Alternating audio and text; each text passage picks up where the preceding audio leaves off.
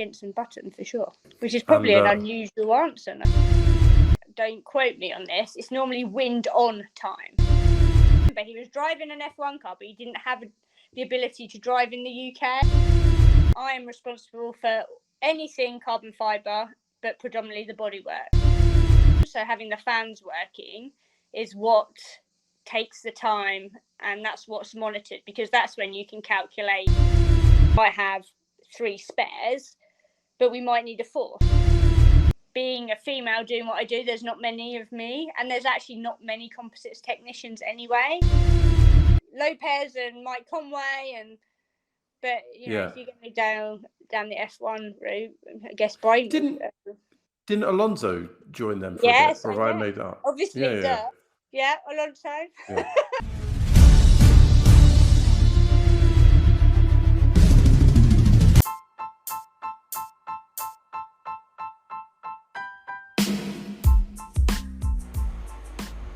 Hello and welcome to a fantastic episode we have ahead of us of Georgie's Stripping the Dipping podcast.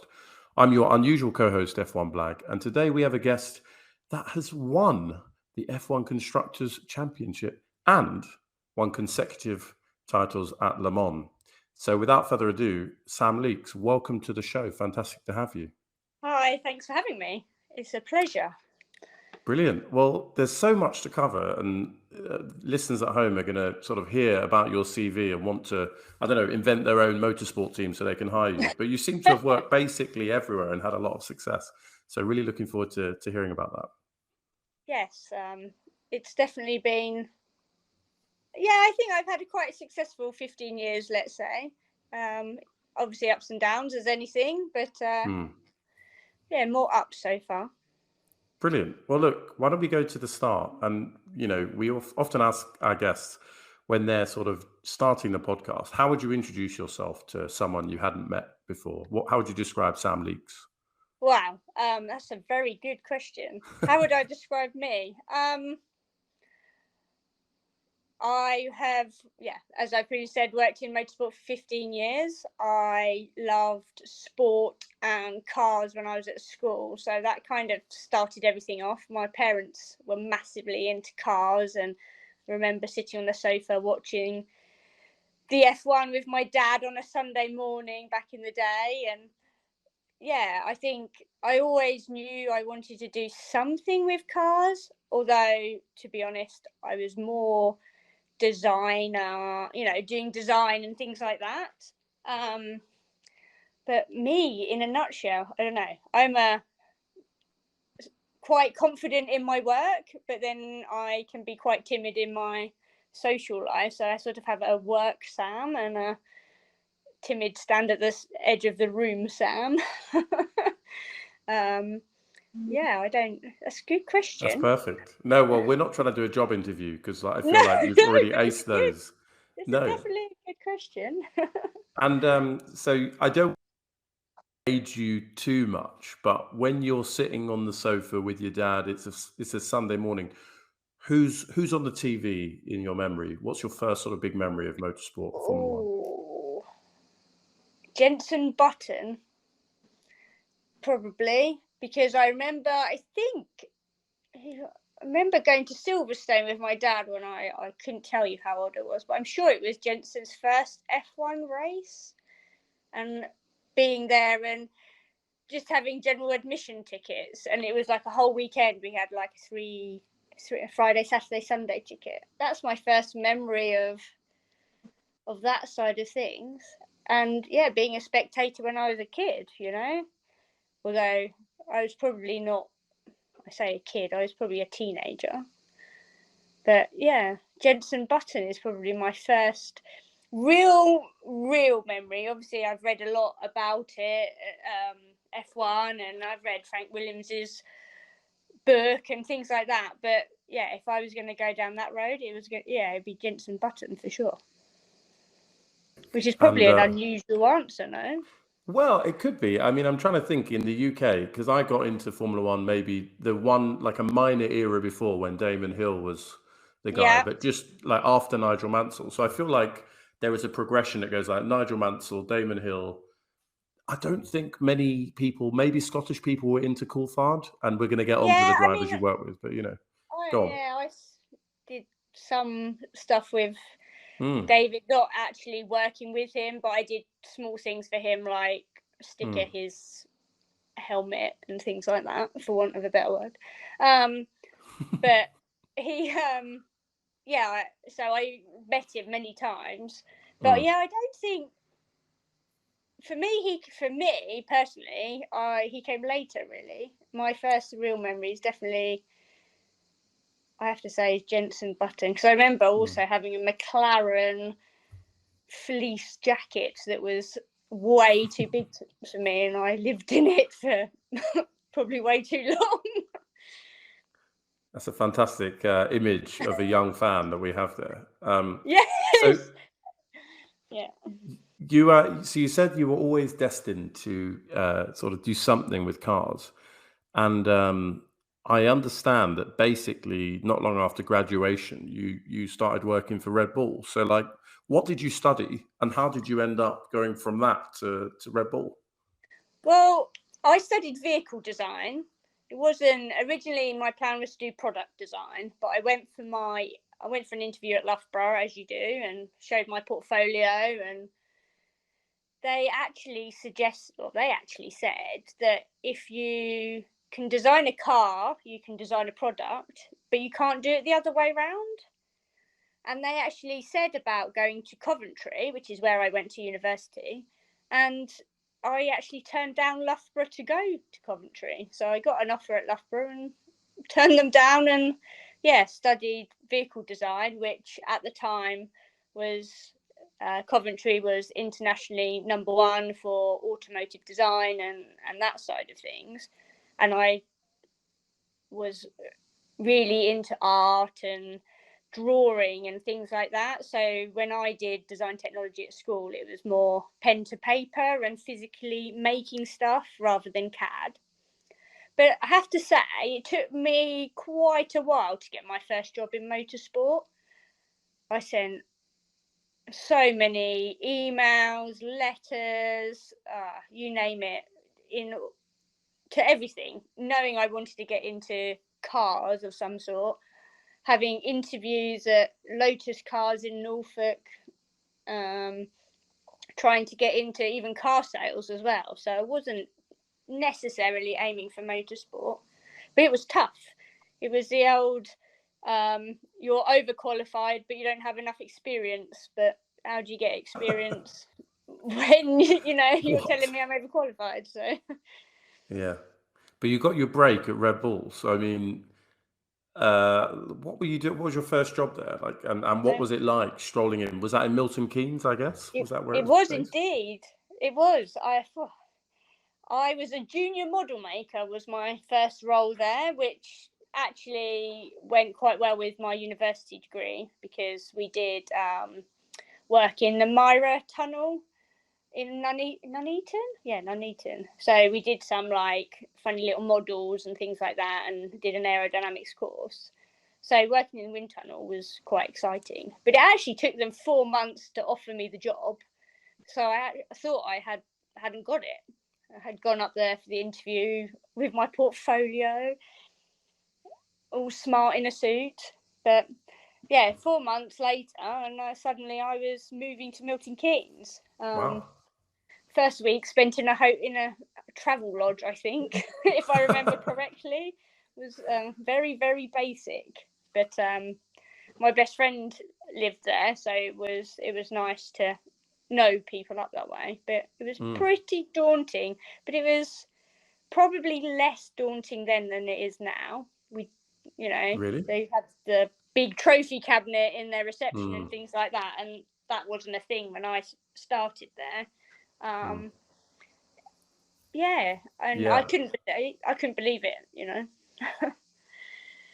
No, well, I mean, clearly it's a huge achievement, and I think, did you join in something like 2008? So just before they started winning all the constructors' championships back to back. Yeah. So and Seb's first win in Monza in Toro Rosso. So I joined. Yeah.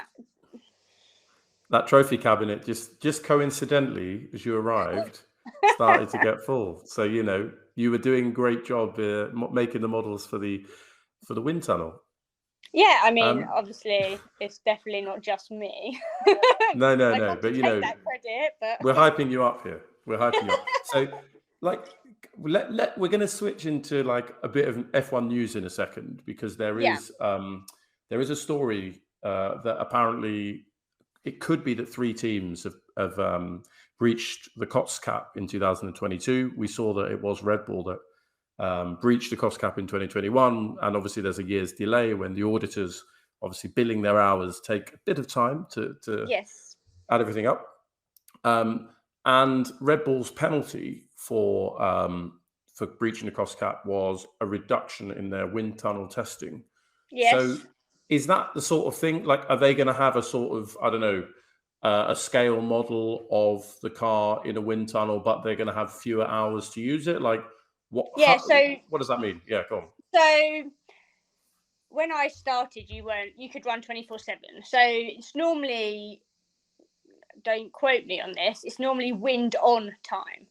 So you can spend as much time in the tunnel as you want, but having the wind on, so having the fans working, is what takes the time, and that's what's monitored, because that's when you can calculate all your aero of the car.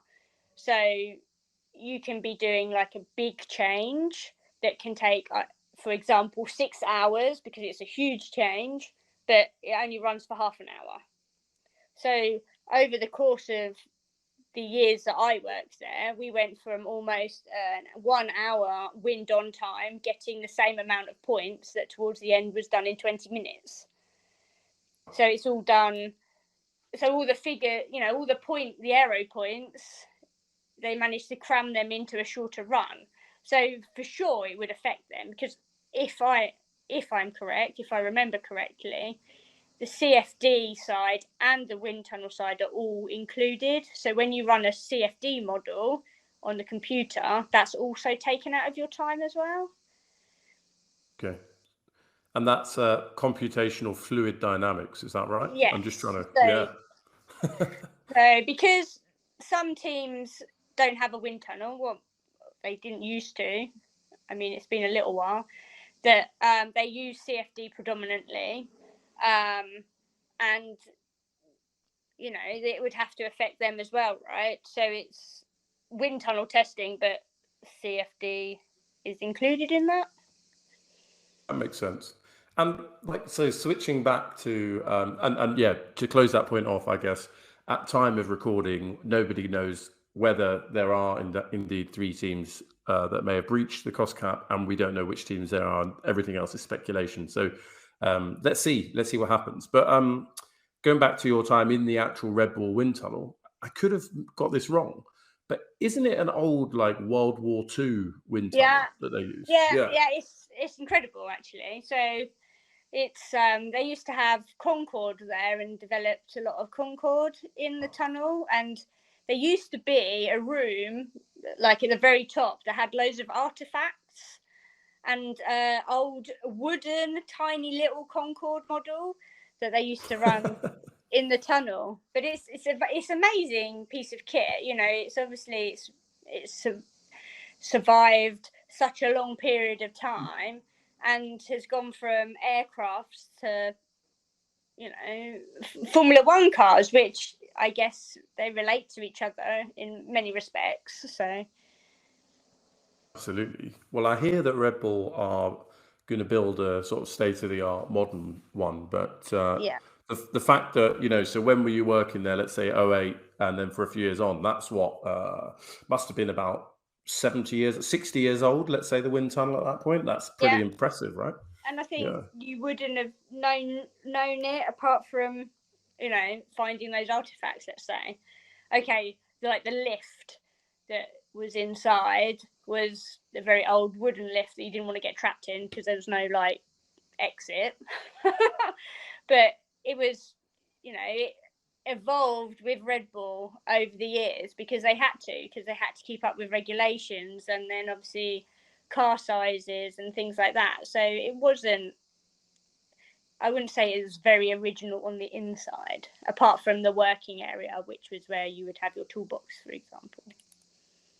Okay, well, that's interesting. Yeah, us sort of civilians only see the outside of the building, so it's fascinating to hear that it could evolve with the times inside.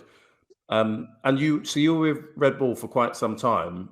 You mentioned that you didn't work with David Coulthard when he was a driver. He may have just left, I guess, but it would have been the era of Vettel and Webber, right?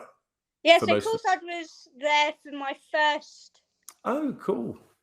So I think he was driving. Yeah, could have been. Yeah, Now yeah, you're yeah. testing my knowledge, and then I think Mark took over the following year. Right. No, because I lie. It was Mark and David, wasn't it? And You then know them by first name, obviously. You know. Clearly. sorry, and then Seb came 2009, so he took over from David.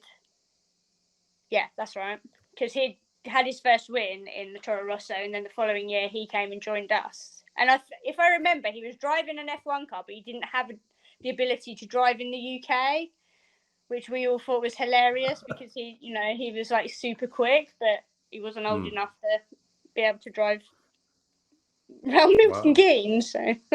With all its roundabouts, exactly. If you're from outside of the UK, just look at a map of Milton Keynes, and if you're American and don't know what a roundabout is, like, be filled with dread. Come and get a hire car and try Milton Keynes. I don't know. Yes. I don't know. Maybe it's not that bad. So I don't know. Yeah. You were there for a while, and so I guess, were you there when Vettel left? Because I'm thinking Ricciardo would have joined. Yeah, I was actually, and I was so proud of Seb getting his job at Ferrari. Like, the whole team was super proud because we all knew that one day it would happen. And we'd watched him grow, into this amazing person. And he was an amazing person, not just on the track, but all the time at the factory. He was just a very nice, friendly, personable man, and he still is, because I'd bump into him when I was at Sauber and we'd still talk about it. And we were all so proud. I mean, we were sad to lose him, but we all knew that that's what he wanted to do. So it was kind of, bittersweet, really. Yeah, I can imagine. To us, it seemed to happen quite suddenly, because I remember the story was almost about like Fernando Alonso, because he got a bit upset. Maybe it was the end of 2014 or something, and then all of a sudden it says, Fernando Alonso has been replaced by Seb Vettel, and then obviously Alonso had to scramble and move to McLaren. Did you had a kind of longer term inkling that it was his life, maybe an ambition of his, but how quickly did you know that it happened? What, that he was leaving? Yeah, that suddenly he's kind of not going to be your driver. Yeah, Red Bull were quite good at trying to get the factory and that side of thing, people to know before it went out in the media. Oh, that's cool. Because they used to be very good at including everybody. That was one thing that I really enjoyed about that. It didn't matter who you were or what you were made very aware that you were part of that team and part of that, winning car. But it's hard because I don't really know why we all knew that he was going to go to Ferrari, whether he told us that or we just knew. I'm not sure, but he was. Yeah, I was super proud of him. It was like Red Bull, he did really well, but then Ferrari, was one step for him. If you compare his time, sort of his peak at Ferrari, versus anyone else that isn't, maybe Michael Schumacher, he came, like, maybe Alonso in 2010 or 2012 came close, but like Vettel was leading the championship in 17 and 18 and looked pretty solid for a while there. So, he had a good go at it, and it was during the kind of Mercedes domination. So he did, it's a good achievement for Vettel. I think so. And I think although he didn't, wasn't as successful as he wanted to be, I think in a career aim, he always wanted to work for Ferrari and he did it, right? So in that respect, he might not have won many trophies or championships, but he achieved what he wanted to achieve. And I think if you look at his career in general, and okay, he went to Aston Martin and now he's left, but I think he achieved what he wanted to achieve. No, and absolutely. he did it well, right? So yeah. So here's a question for you, right? Because I mean, you've worked in Red Bull, you know what the culture's like. You kind of give an impression that it's an inclusive culture. There's a team spirit.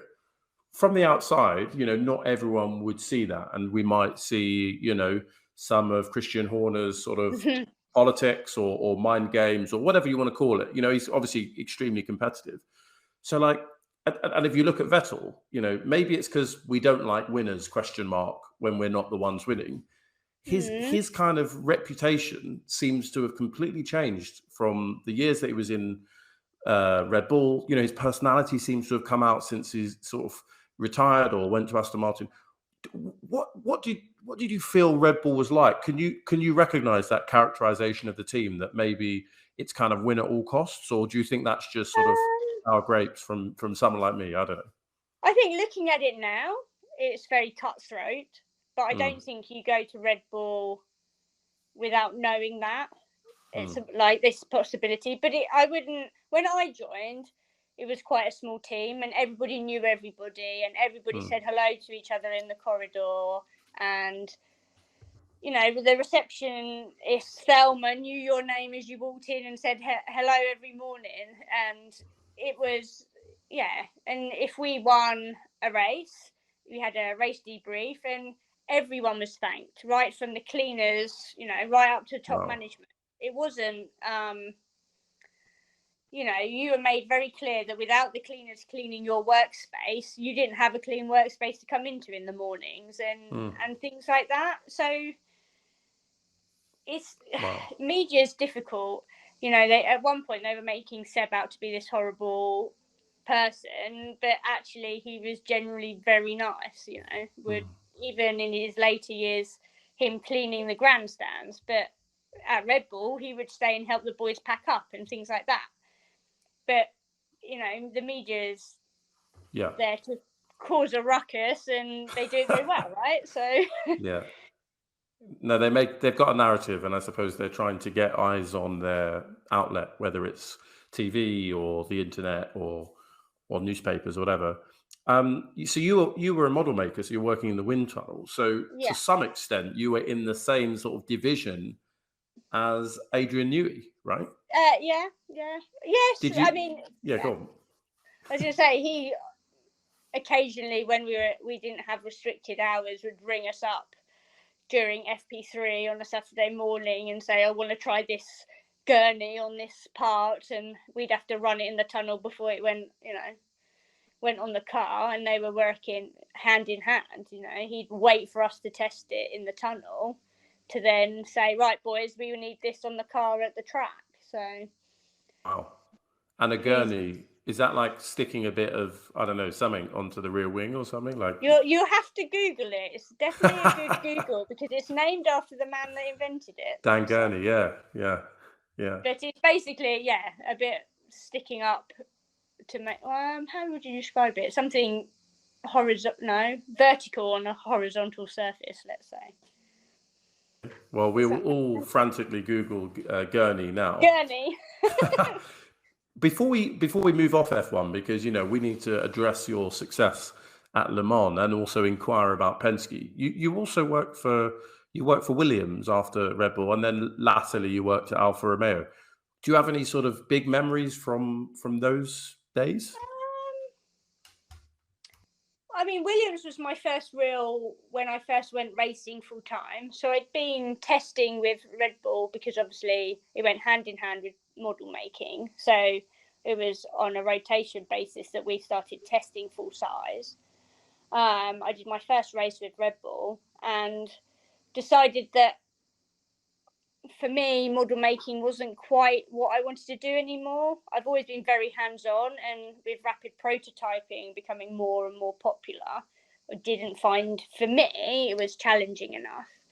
So I wanted, and then got the opportunity to go to Williams for a season, and was a bit of a no-brainer to go and see what that was like full time. Obviously less races, and I didn't actually get to do the whole season because of my notice period at Red Bull, and having been in the wind tunnel meant that I wasn't allowed to be released early, because I'd obviously seen stuff for the new car, etc. Yeah. So, I mean, I probably wouldn't have been able to describe it or draw it, but it's just protocol.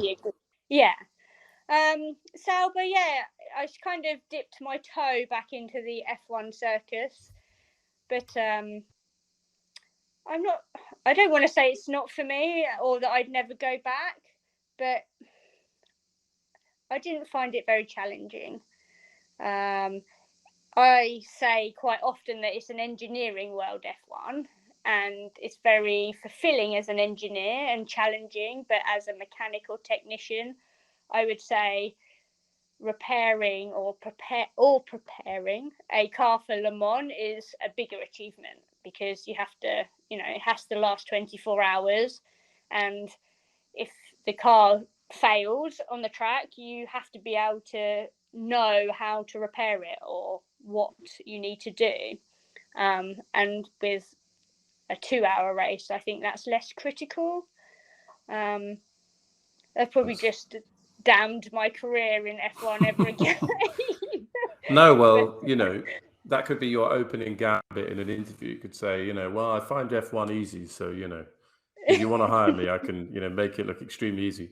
You were at Williams when they had Massa and Bottas, and then Alpha, hopefully when they still had Kimi. So you've kind of been with some amazing drivers. Antonio Giovinazzi. Okay, so you've had some really big names. Yeah, he just won Le Mans, didn't he, as well? So it's really fun. Right. It's coming full circle. Yeah, in a Ferrari, which we'll get on to. In a Ferrari, Yeah, right. Who would have thought that? So let's pause on that. We'll come to Le Mans in a second, but on this show we play a game called Taxi Dinner Avoid, and the reason I mention the drivers you've kind of had in your team when you've been racing is because let's do a special edition of Taxi Dinner Avoid, which is you have to pick a driver that would drive you to dinner because they're a fantastic driver. You got to pick a driver that you'd have dinner with because they're like interesting character, good kind of company, and you got to pick a driver to avoid because a bit annoying or whatever, So why don't we play the Sam Leeks edition, which is it can only be a driver for a team that you've worked for during that time. Taxi Dinner Avoid, and no pressure, right? I'm not trying to damage your career, but Taxi Dinner Avoid. If we're doing F1, go on, yeah. Or, I don't mind if you want to do Le Mans as well, but it's up to you, Well, we do. F1 is a bit easier because there's less of them. Yeah. I'm gonna go. If I was going in a taxi, I'd go with Nick de Vries, even though that's controversial now. However, I really like him. I've worked with him as a test driver, and I was super proud that he got his drive. Not such great news now, but I reckon I'd have a good conversation with Nick in the car on the way to dinner. Dinner's a no-brainer. It would have to be Seb because he's just great. And like I said previously, even when I was at Sauber, Alfa Romeo, I'd bump into him at the airport and he'd still chat to me, all these years later. And I think that's important. Avoid would be Lance Stroll. He gets quite a lot of avoidance actually on the show. Does he? Odd. Yeah, I don't know why. I did some testing with him when he was rather young, and I would not say any more on that. Okay, so Aston Martin is not in your future, I'm guessing, right? But that's fine. That's fine. Maybe that's why I've never got a job there. Maybe. Yeah, you turned them down, exactly. Okay, that's probably the best Taxi Dinner Avoid we've had. It's literally evidenced by real life experience. And you mentioned Nick de Vries. Like, it is a shame, and I don't think he had a fair chance this season. I don't think he did particularly badly. That car go back 3 seasons and Gasly was like unironically getting top 10s and sometimes top 5s. And that's not the same car that they've got now. So, yeah, it's a real shame. No, and I think for me, the biggest thing was the way it was handled. Because I don't think they said thank you enough to Nick. No. But, normally there's a big, thanks for doing this, blah, blah, blah. And it just seemed to be, I mean, Danny Rick's an amazing guy, really happy that he's back.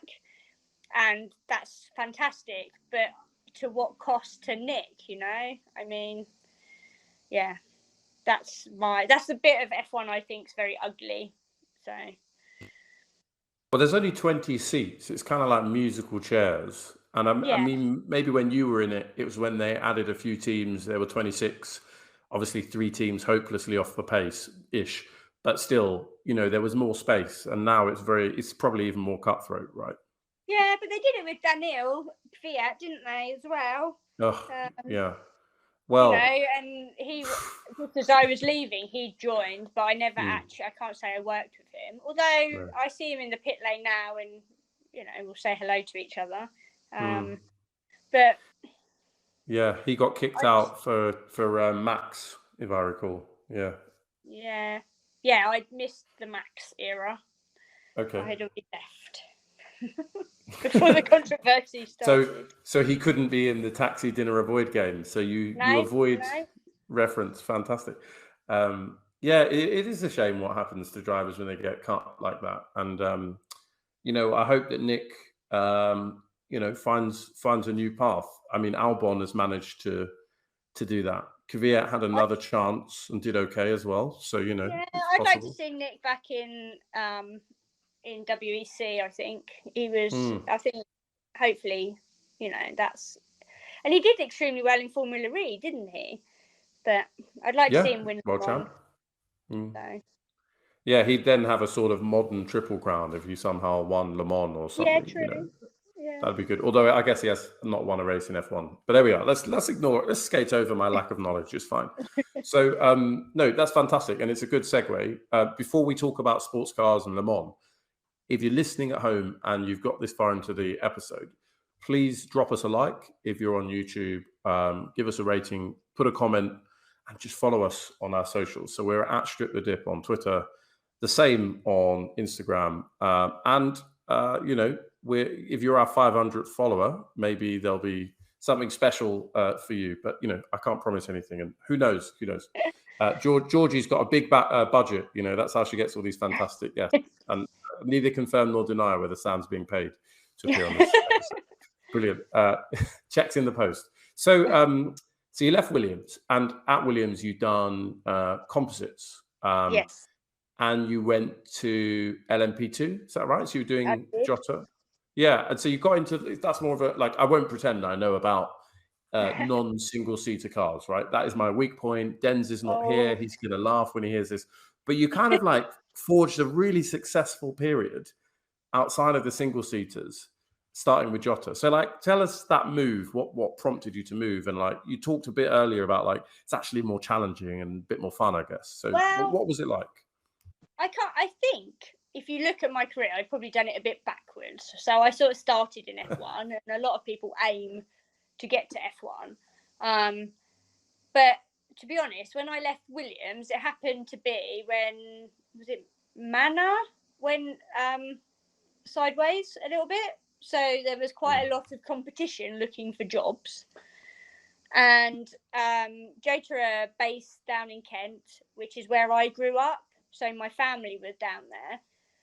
And I don't actually know how it came about. I think a recruitment agency put me forward, and then Jota approached me directly because the fees for recruitment agencies can be, for a small team, because Jota are very small back then, can be quite expensive. I'll probably get people into trouble by saying that. For legal reasons, they approached you directly, and it was nothing to do with the email that came from recruitment agents at all. To be honest, I can't remember the ins and outs of what happened. Perfect. It was more because it was down in Kent, and my nan was getting older, and and things like that. So I moved down there during the week. I stayed with my nan and then went back to Milton Keynes and the weekends. And yeah, they just got a brand new Orica LMP2 07, which was a new LMP2 at the time for Jota. And yeah, they were looking for someone more permanent as a composites technician there, because they knew that they were going to run 2 cars and it was going to be a bit more technical. It was more aero dependent and, and things like this. So I spent a season with them and we were very successful. We could have won the championship, but unfortunately we had a technical difficulty and that gave it to Rebellion at the time. But winning Le Mans was, we made history that year. We were the first LMP2 to ever lead Le Mans and the first LMP2 to be on the overall podium. So it was, I had been to Silverstone to watch WEC, but I can't say I was a huge follower. And I'd been to Le Mans a couple of times, but I hadn't followed it like I had F1 as a kid, because it's not as accessible yet. I hope it will become more accessible. You wait a second. How does this work? Was it that the top category had a load of car failures, or like yes, there weren't many? Yeah, well, that's an so, amazing achievement to be in the overall top 3. Yeah, so LMP1 was the top class. Then you had LMP2, and then you had GT. And my friend was the race engineer at Porsche, and I remember we were leading because they had to go into the garage. I'm not sure what the failure was. I can't remember. But they'd gone into the garage, but they were like 5 seconds a lap, if not more, quicker than us. And I remember texting him while we were leading, saying, "Come on, let us win. This will be amazing." And he was like, "Sorry." They were just a lot quicker than us. So, because they were the top category, right? But it was a huge achievement. Toyota and whoever else, Audi, I guess, had failures. But you're so focused on your race that you don't really follow everything that's going on during the race. So, yeah. And I'm looking at your drive. I've got the Wikipedia up, right? You work for people that have a Wikipedia, so that's like kind of a big deal. The only name I recognize is Alex Brundle. So did you meet him? Like, he seems like a really nice guy, right? He was in the 37 car. Yeah. Okay. And then who was he with? He was with David Cheng and Tristan Gomandy, and in the other car, which was my car, we had Hope in, Thomas Laurent, who is now like a little brother to me, and we had Ollie Jarvis, who is an amazing guy. He keeps in touch with me, and we often say hello and in the pit lane and things like that. So it was, Alex Brundle, the name because of obviously his dad, right? So yeah, and his commentary as well. Alex is getting ready to take his dad's job, right? He's getting good. Yeah. But if you were to look at it in a WEC perspective, I would say Ollie Jarvis was the big name in that team that year. He was He was how fast do you need me to be? How many seconds a lap quicker do I need to be? And he'd do it. Wow. So that's quite impressive. So before we jump on to Toyota, and I think, we can't underestimate the success that Toyota had in the series. Could you break down what composites technician or head of composites, all that, what does that person actually do? What are you doing in a 24-hour race, for example? So I would say I am responsible for anything carbon fiber, but predominantly the bodywork and like aero setups and things like that. So if you have a crash and something's hanging off, it's my responsibility to repair that and have bits ready to change it, etc. When I first started, there was a lot more aero allowances, so you could change flap angles during the race and things like that. So you could prepare spares to have a different aerodynamic performance, so they could pit stop, change, and then carry on. So I always say, yeah, I'm responsible for anything carbon fibre. If it breaks, it's up to me to understand why and repair it appropriately and get the car back on track. So yeah. Amazing. Well, my co-host who isn't here today, Dens, he does a bit of sim racing. Okay. And, you know, I always take a shot at him. So this is the shot of the episode. He likes to crash. And then, yeah, I mean, you know, he loves barriers. It's one of his favorite pastimes. And I mean, I can't talk. I don't know how to do sim racing. But anyway, it's fine. I can, from my armchair, I can take the mic. So they always have like, you know, crash damage. It takes time. You have to go into the pits and then it literally feels like it's taking like 6 minutes, 20 minutes, whatever to fix it. So in a race, how long, a 24-hour race, like how long does this stuff take to, you know, in the worst case scenario, how long could you be trying to fix something in the pit? You could be in there for an hour or two. Wow. Thing is, with Le Mans, you don't know what will happen to other people. So you're constantly chasing. So you could be in the garage for an hour and 13 minutes.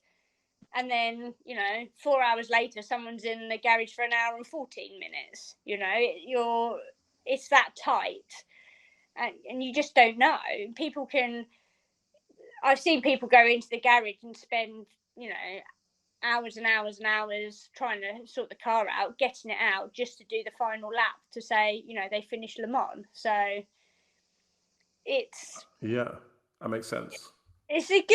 That's why I like it, because you can be in the garage for a long period of time, but you can still go out, finish Le Mans, and even win it. So yeah, I think there is something funny in Formula One that's happened more recently where, like, you know, if you're racing for position, but the car overtaking you is much faster, you'll be like, yeah, I'll just let them through, whatever. Or like, you know, yeah, we better retire the car. And obviously they've got like very limited numbers of spares that they're allowed, or, you know, component parts they're allowed to run in a season without penalty.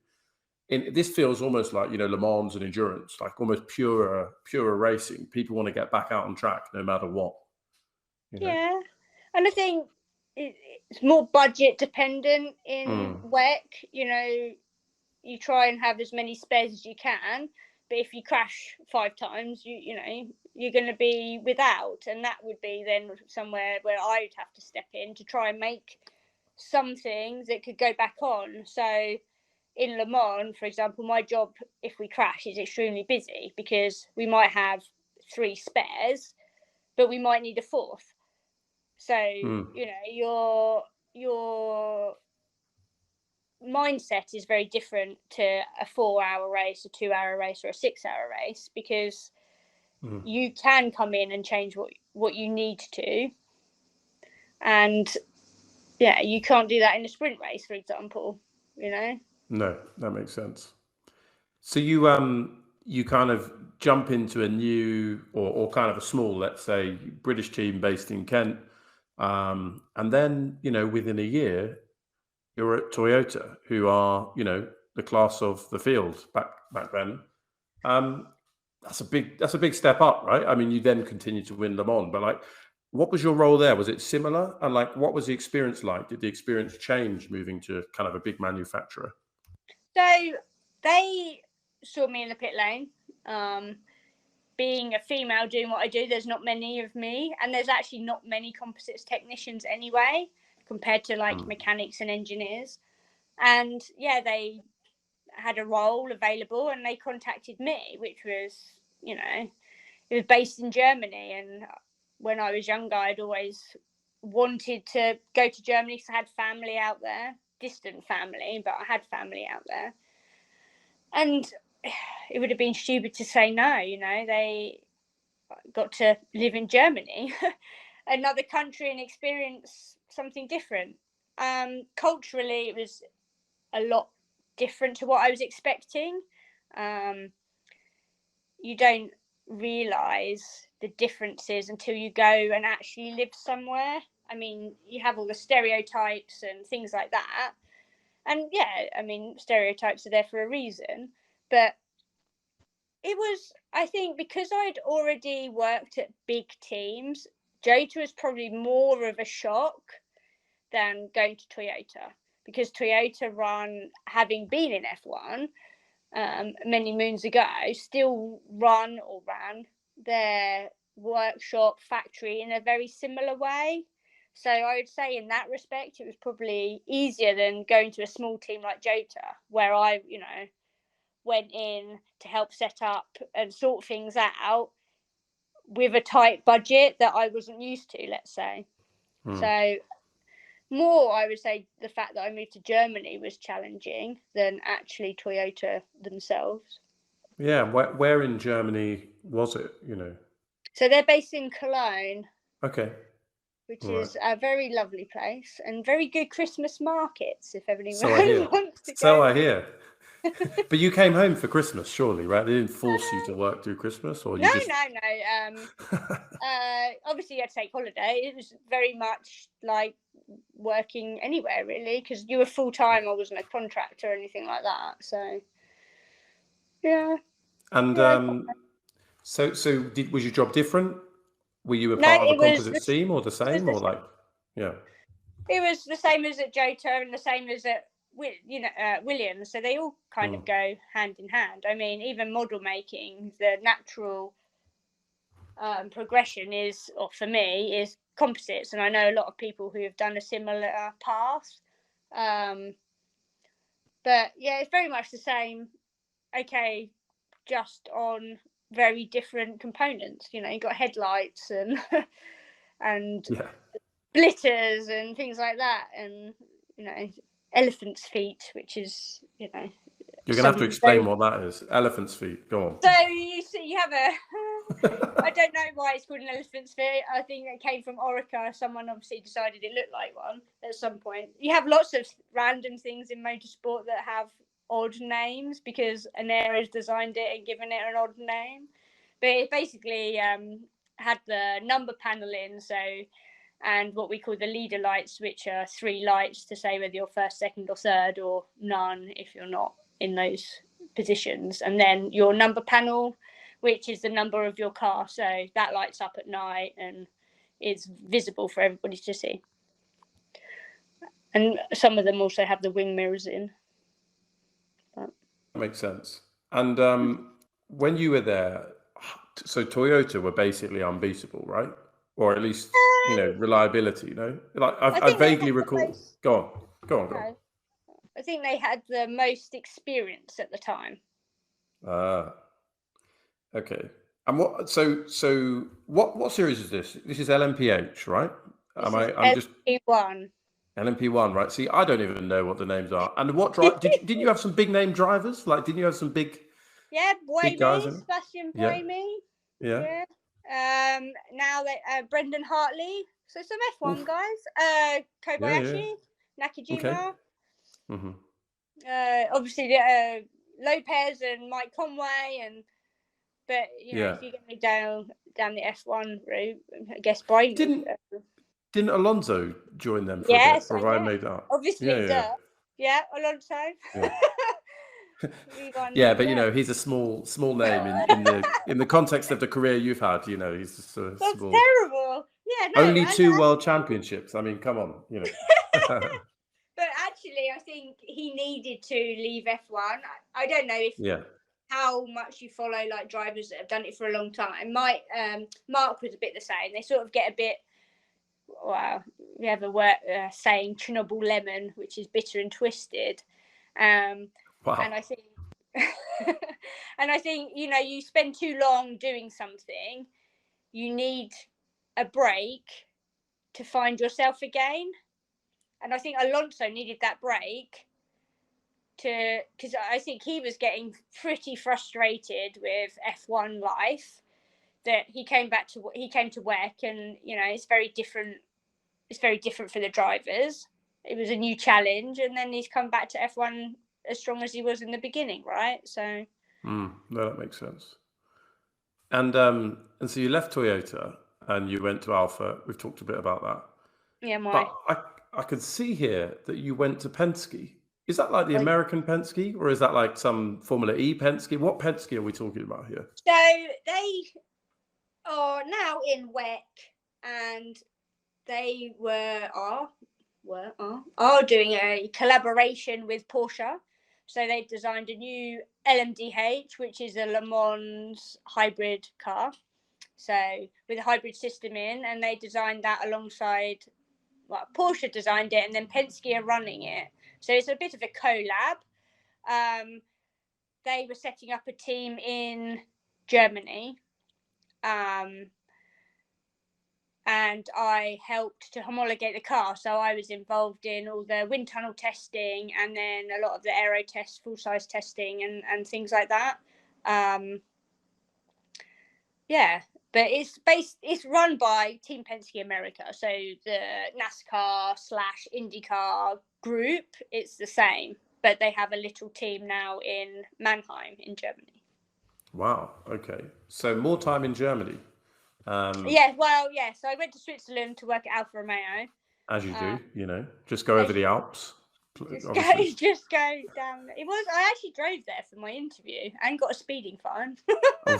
Well, that's par for the course. You should get a speeding fine if you want to be a motorsport. I mean, no, kids do not speed. Switzerland is notoriously bad for cameras on bends that right.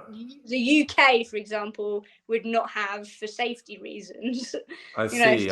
People don't brake on a corner, for example. Yeah. But the Swiss are known for a good fine. But yeah.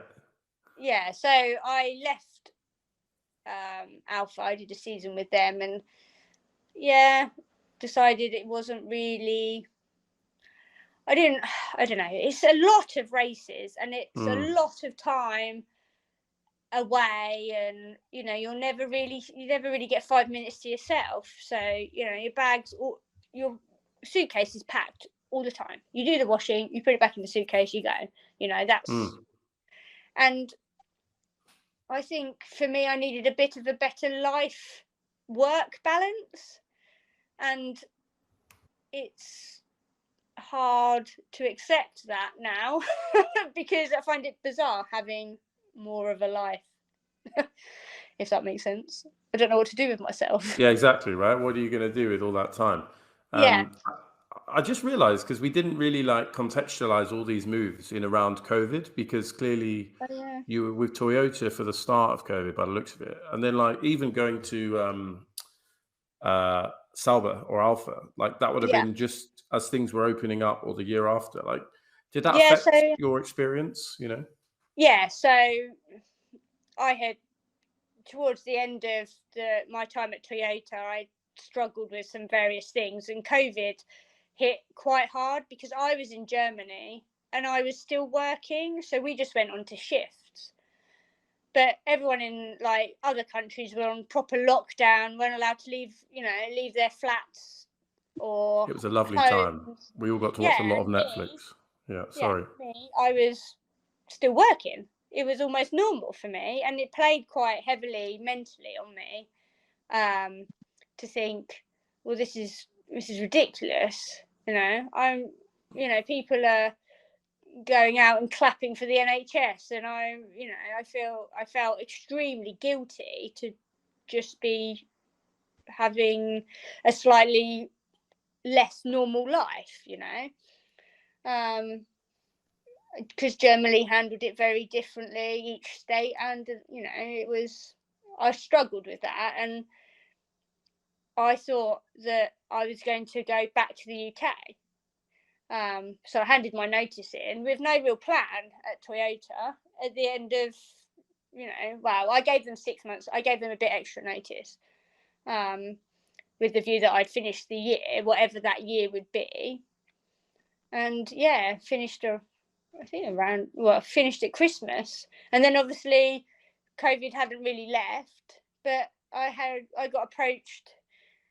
I put a post on LinkedIn saying I'm available, what's going on, and the technical director at Sauber approached me and said, oh, we think there's a position here, we think you'd be good to help us improve things. And actually in reality, it was the most stable motorsport championship at the time. You knew you were going to go racing, right? There was they had the money to facilitate COVID operations. Yeah. Precautions. I don't know. Yeah. All that Precautions, stuff. yeah. Yeah. I would have been daft to say no, because maybe I would have done, less racing than I did. But yeah, it was, and I think it was good to be in F1 at that time, because you were looked after, because they had to, right? If you were going to travel around the world, they couldn't afford for you to get sick. So no, and I guess like the knock-on impact, if they have lots and lots of people getting sick in the paddock, then you've got it's visible, I suppose. And when drivers start getting knocked out, it starts to affect. Oh God, should we continue? So I guess they had to keep you safe, and it must have been a very surreal time traveling the world when COVID. I guess it was sort of the year after the big COVID lockdown, but still it was not normal, and we'd all have to have vaccines and all that sort of stuff. yeah, I think was that an odd one? Yeah, I think Le Mans was the worst, the strangest, the weirdest, because we did Le Mans with absolutely no spectators, and that wow. was, and because it was such a long race, that made it even longer, because you had nothing. What were you racing for? And that's it made everyone question that. It made people realize that we're providing entertainment, right? And we were going round and round for 24 hours, and people, I think, could join on YouTube. I can't remember, but it was that was the biggest shock, I think, when it sort of hit home, was Le Mans 2020, because it was also in September. Yeah, I think because lots of things that were meant to be in sort of May, June, etc., they were just like, look, they're cancelled, and then I guess they had to reconvene and work out when to do it. Yeah, so absolutely. That was very bizarre, not having any cheering and no one getting in the way in the pit lane, in the paddock. Yeah, you love that, right? Yeah, all these people. All these fans.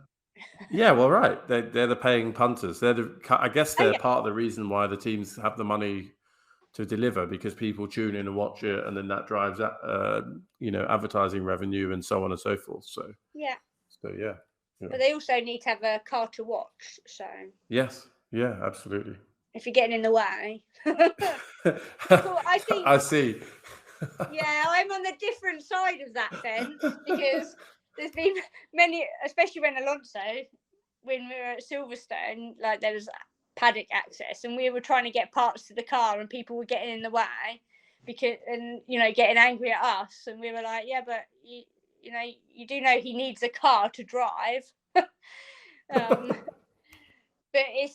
that's just frustration, because we're working, and people, the people don't realise that we've got tight deadlines to meet and stuff like that. So no, understandable. So look, Sam, before we hear a bit more about what you're up to now, because I think you're freelance, one more game, which is, you've talked about all these. You just mentioned Silverstone, but like, you've travelled around the world, you've been in multiple series.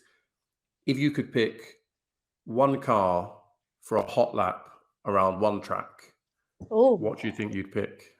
I would pick the Nordschleife, because it's obviously the most epic track ever, and it's long, so you get exactly right. You get longer. Right? I don't know what car I'd choose. That's a good question. Twice you've got me on that one. Yeah. See, right? Yeah. We asked the real questions. Honestly, I really don't know, because it's difficult. Well, have a think about it. Maybe you can reply on Twitter and tell us, like, a week later. Do you know what? I'll have a sudden epiphany. Yeah. It's a Ford Transit van. That's the car I want. Yeah. I would love to have a VW Caddy. Split screen with a Porsche engine in, but I'm not sure I'd want to go around the Nordschleife with that. this is the level of specificity. You're thinking of tailoring the car to the track, and that's not.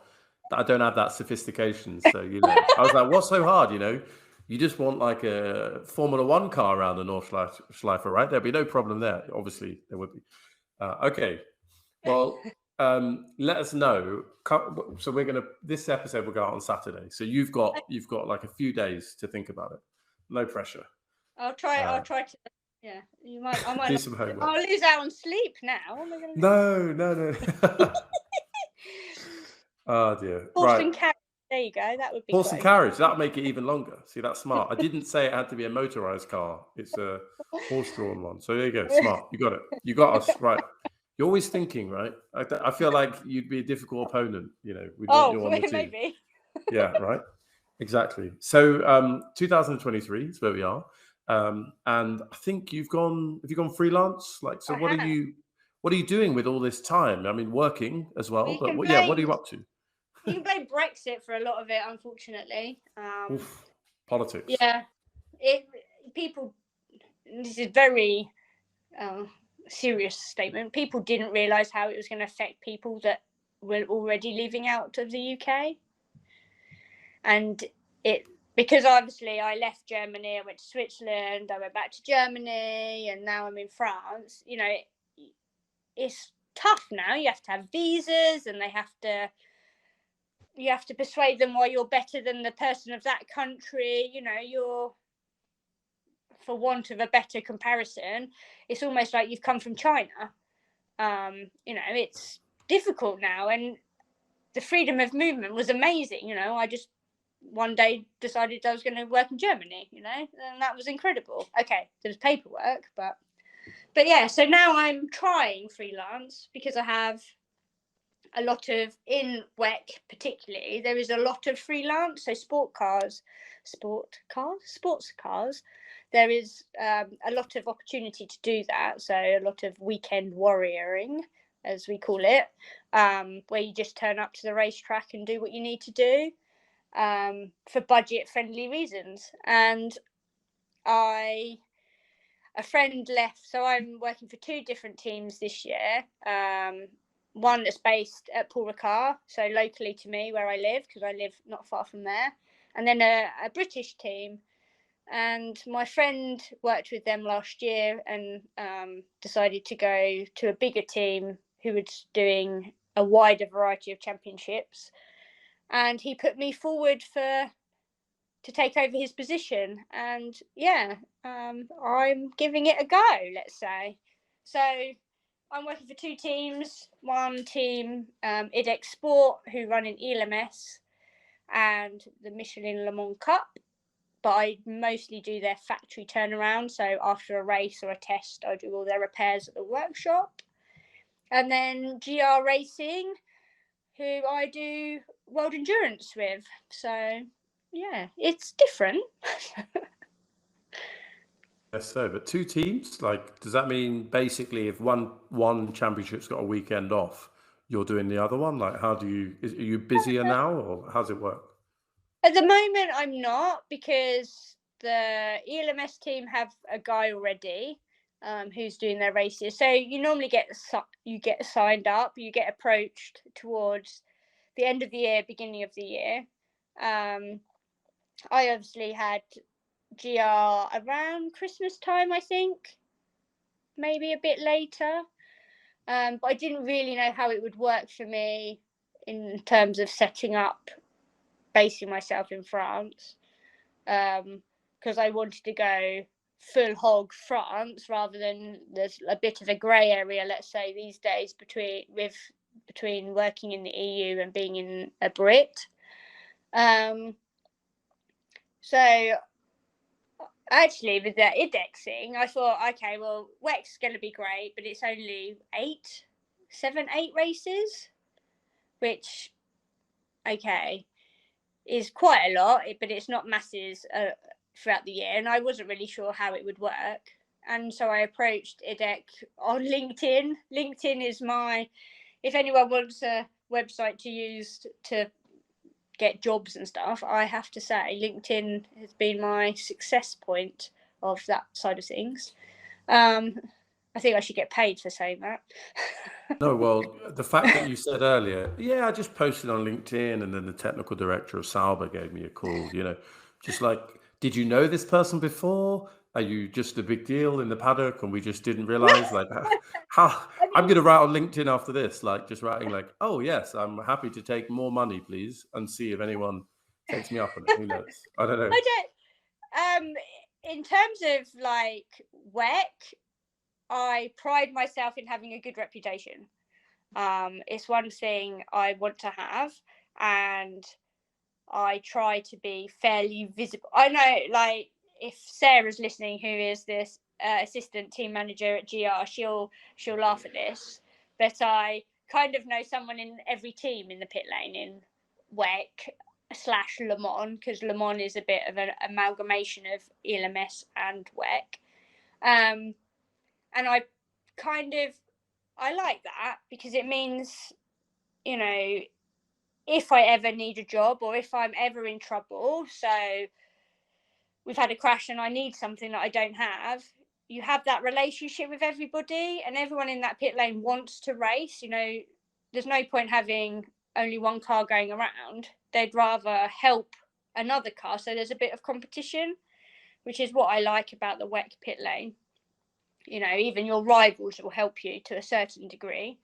And yeah, I wouldn't say I'm a big deal. I'm just quite well known. Is that very big-headed to say that? Oh, no, and you definitely didn't say you were a big deal. I was just pretending that you'd said that. No, not at all. Yeah, no, I wouldn't say that. It's not my style. No. But I don't know about the technical director. I think LinkedIn is a really good tool, especially, when you're, people share. If you're looking for a job and you put, I'm looking for a job, is there anything out there? And you've got people, quite a large network. For me, so far, I would say almost most of my jobs through my career have been through LinkedIn. Wow. You definitely should get paid for that. That's like an ad read for LinkedIn, Yeah. This podcast was brought to you by LinkedIn. If you don't use it every single day. Yeah. Exactly. Well, everyone's going to go and find your LinkedIn and now pretend to offer you jobs. But it sounds like you're kind of adjusting to probably working a normal amount, like a human amount of hours that we're all used to working, and you're probably used to working double. But there we are. Yeah, it's odd. Like, next week I have no work planned so far. We'll see how this week goes. And then it's like, well, what do I do now? But it's nice, actually, because I haven't really, since I got into motorsport, I haven't really had that, It's been full attack and devoted my life to it, that now it's like, oh, well, I can go for a walk if I want, or I can go and ride my bike if I want, or go to the shop, It's a very surreal feeling. Yeah, and you've got the whole of France to explore. Who knows where you can go. Very big though, so it might take me a while, but Yeah, it's not. Yeah, doing a lap of that. Well, I think they call that the Tour de France, do they? But there we are. So I don't even think they did the whole France. No, not quite. Yeah, it started in England once. I don't know how that works. Yes, it did, because it went past where I went to school. Yeah, right. That. Exactly. So before we sign off, what's your kind of future aspiration? Like, do you have anything that you want to tick off that you haven't done, or anything you'd like to do again? Where do you want to go? I would like to do the Daytona 24. That's my big next one. And I'd probably like to do the Indy 500 to say I've been to the Indy 500, but I've not worked it. And I'd like to have my Triple Crown, because I've worked Monaco, I've worked Le Mans. I'd like to work the Indy 500 just to tick it off. Yeah. But Daytona 24 hours, I think, is my aim, and a realistic aim, let's say. So yeah, that's that sounds like a rumor that you're going to get a job working in IMSA. No, I'm just the IMSA WeatherTech series, or whatever it's called. And put a post out. exactly, right? I'm going to be watching this LinkedIn now. That we're all going to follow you and just follow the dream. It's a new social media sort of story. Fantastic. No. Okay. Well, good luck. I think we're all rooting for you now. We adopt people on this show. You're definitely our composite head of composite for the show. There we are. Oh, thanks. Yeah, we'll give you some stickers. Wear that crown with pride. You can secretly put our podcast sticker on a bumper. I'm sure that it's like a sackable offence or something. But I'd love to. I'd do that. You send me a sticker, I'll get it somewhere. All right, Georgie, you've heard that. Come on.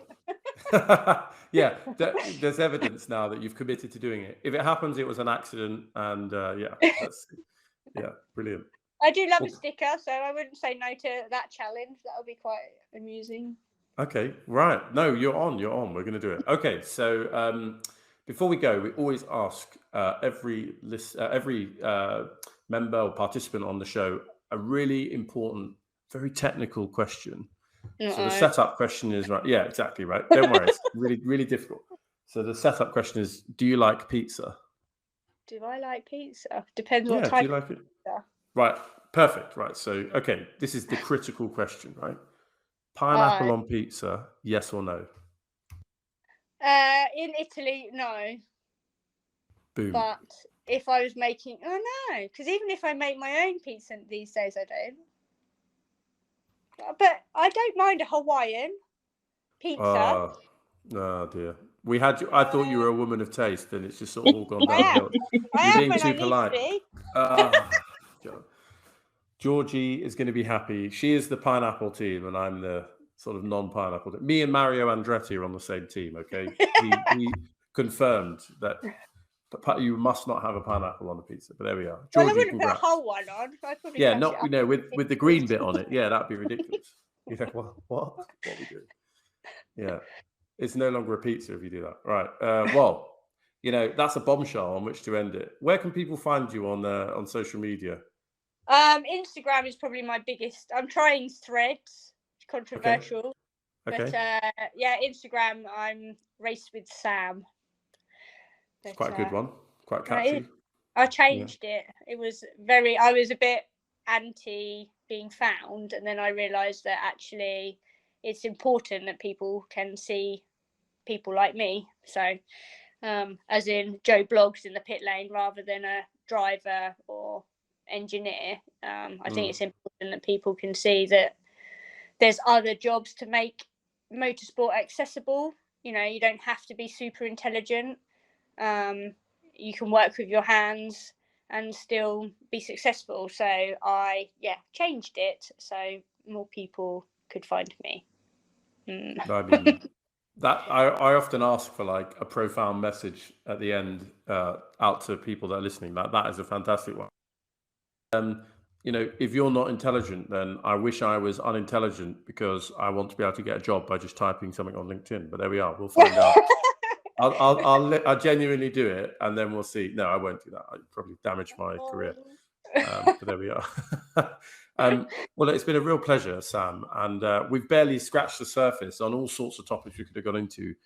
So thank you so much, and maybe we'll have you back at some point in the future. Oh, thank you for having me. It's been very relaxed and very enjoyable. Okay, brilliant. Well, that's the vibe we're going for, right? I don't know. There'll be some. This won't happen, but like we could put some really angry background music on and completely change the fit. No, we won't. It'll be fine. But look, Sam, it's been a real pleasure. Sorry, go on. Some Slipknot. Yeah, I mean, you could be Slipknot. We're both wearing black hoodies with kind of like skulls on them. I don't know. I wasn't really. We called them Grebos or grungers when I was growing up. I'm probably aging myself. No, I didn't really know. Yeah. It's like, I'm probably, roughly the same era. Not quite, but there we are.